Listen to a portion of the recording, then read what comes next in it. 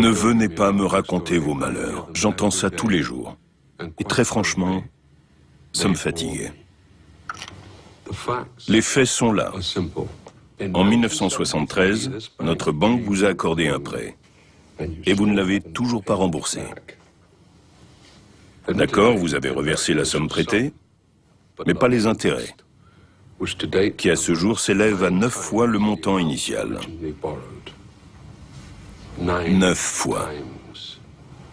Alors il faut vous secouer. Les temps sont durs. On doit tous faire des efforts. Et inutile de me regarder comme ça. Nous sommes une banque, pas une œuvre de charité. Le coût numéro 1 du prêt des pays étrangers, via des institutions multilatérales comme le FMI ou la Banque mondiale, c'est le nombre de morts sur le continent africain.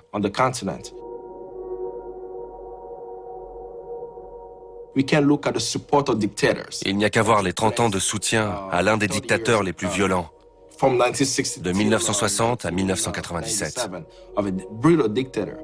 Moi, Mobutu Sese Seko Kukumbendo Wazabanga, je jure d'observer la Constitution et les lois du Zaïre. On lui a concédé des prêts colossaux. Tout le monde savait qu'il n'en faisait pas profiter la population. On a fait de lui l'un des chefs d'État les plus importants du continent africain.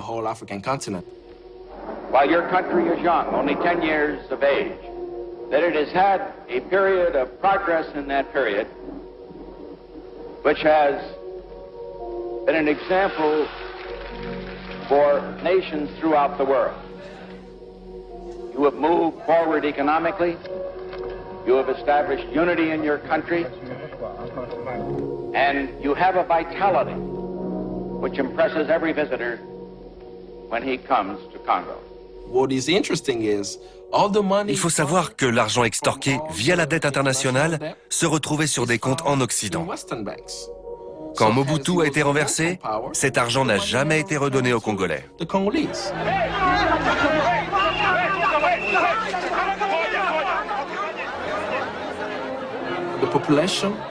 La population n'avait pas accès aux soins médicaux, à l'éducation ou au minimum vital.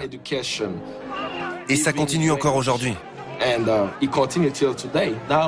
Congo a une dette de 14 milliards et une structure telle que la population n'a rien et que le coût en vie humaine est très élevé. Il y a eu 6 millions de morts depuis 1996.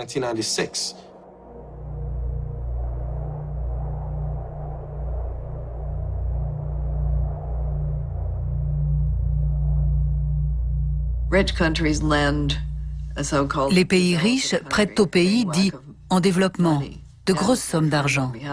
Les dettes sont contractées au nom de populations qui n'ont rien demandé. Et ces populations sont obligées de rembourser, de se serrer la ceinture pour trouver de l'argent et le donner à quelqu'un d'autre. Comment l'argent alloué au Congo pourrait bénéficier à la population ? Il faudrait utiliser une partie des fonds pour créer à l'intérieur du pays des institutions fortes qui s'occuperaient de la protection des droits de l'homme et des autres problèmes du pays.